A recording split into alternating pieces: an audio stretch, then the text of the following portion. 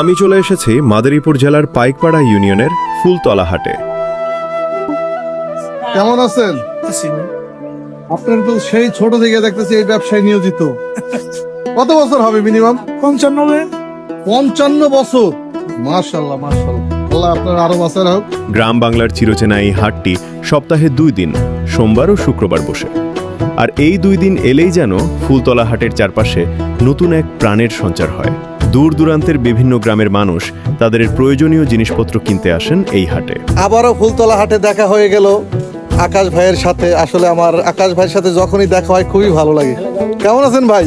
আলহামদুলিল্লাহ ভাই, ভালো আছি। এগিয়ে যান, আপনার জন্য অনেক অনেক শুভকামনা রইল। ইনশাআল্লাহ ইনশাআল্লাহ। ভালো থাকবেন। আল্লাহ হাফেজ। আবার অনেকে নিজেদের উৎপাদিত পণ্য নিয়ে আসেন বিক্রি করার জন্য। আসসালামু আলাইকুম। ওয়ালাইকুম সালাম। কাকা কেমন আছেন? আছি ভালোই। ফুলতলা বাজারে কত বছর যাবত ব্যবসা করেন? ব্যবসারই প্রায় 30 বছর। প্রায় 30 বছর। এই ফুলতলা বাজারের নাম ফুলতলা নামে পরিচিত কেন? এটা অনেক হিন্দু আসলো, এই ফুলের বাগান আসলো, এই জন্য ফুলতলা বাজার করছে। মানে এই জন্য তারা ফুলের বাগান ছিল দিয়ে ফুলতলায় নাম দিয়ে দিছে। ভালো আছে 35 বছর। এই নামটা তো আমরা যতদূর শুনছি বা যতদূর মুরব্বীদের কাছে যতদূর জানছি, এখানে অনেক ফুলের বাগান ছিল, ফুল গাছ ছিল, অনেক ফুলের অনেক বাগান ছিল, এখানে ফুলের অনেক বাগান। এর থেকেই সম্ভবত ফুলতলা নামটা পড়ছে। ফুলতলাতে মানে হাট বসে, এই হাটটা খুব সুন্দর।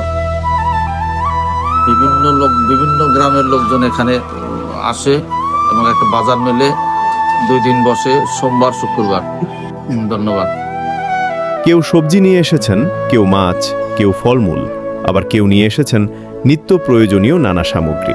হাট মানেই শুধু কেনা বেচা নয়, হাট মানেই মানুষের মিলন মেলা। এখানে আসলে দেখা যায় গ্রামের মানুষের জীবনের এক সুন্দর চিত্র।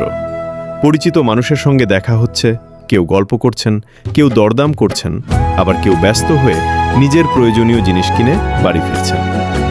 আজকের এই ভিডিওতে আমি আপনাদের ঘুরিয়ে দেখানোর চেষ্টা করব ফুলতলা হাটের বর্তমান পরিবেশ। দেখাবো হাটের ব্যস্ততা, মানুষের চলাচল, দোকানপাট এবং গ্রাম বাংলার সেই চিরচেনা দৃশ্যগুলো। আমরা যখন শহরের বড় বড় মার্কেট বা শপিং মলে কেনাকাটা করি, তখন হয়তো এই ছোট ছোট হাটগুলোর কথা খুব একটা মনে থাকে না, কিন্তু গ্রামের মানুষের কাছে এই হাটের গুরুত্ব অনেক বেশি। কেমন আছেন কাকা? ভালো আছি। কি নিয়ে আসছেন?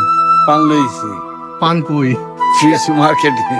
আচ্ছা, দোকানে যাবেন না? হ্যাঁ যাবো। আপনি যাবেন?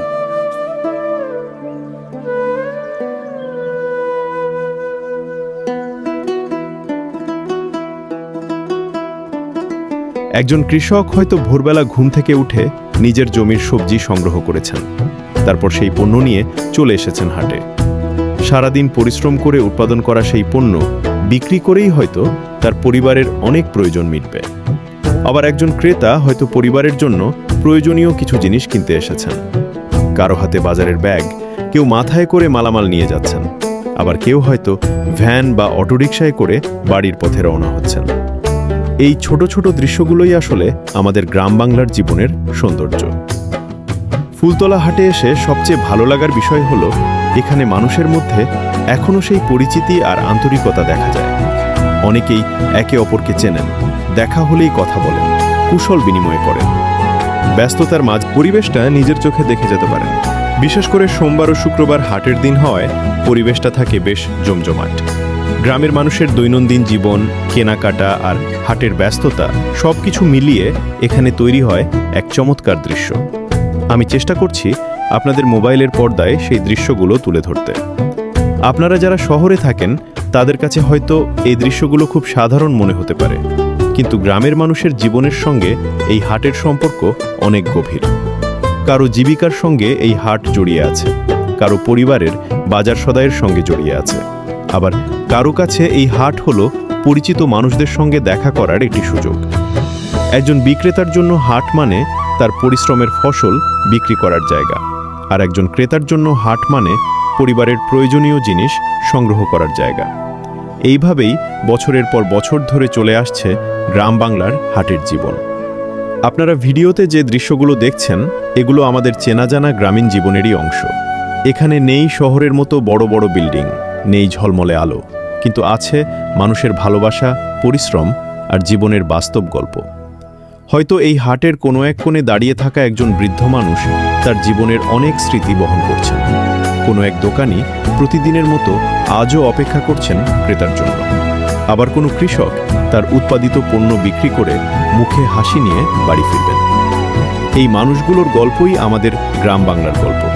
তাই শুধু হাটের দৃশ্য দেখলেই হবে না, আমাদের বুঝতে হবে এই হাটের প্রতিটি মানুষ নিজের জীবনের সঙ্গে একটি করে গল্প নিয়ে এখানে আসেন।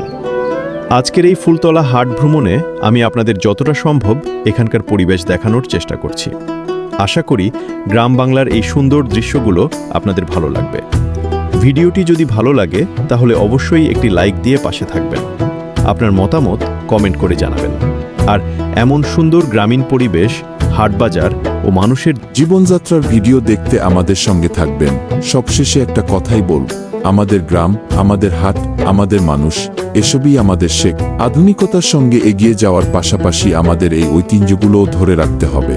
তাহলে আজকের মতো এখানেই শেষ করছি। আবারও দেখা হবে নতুন কোনো জায়গা, নতুন কোনো গল্প আর নতুন কোনো ভিডিও নিয়ে। সবাই ভালো থাকবেন, সুস্থ থাকবেন। ধন্যবাদ সবাইকে।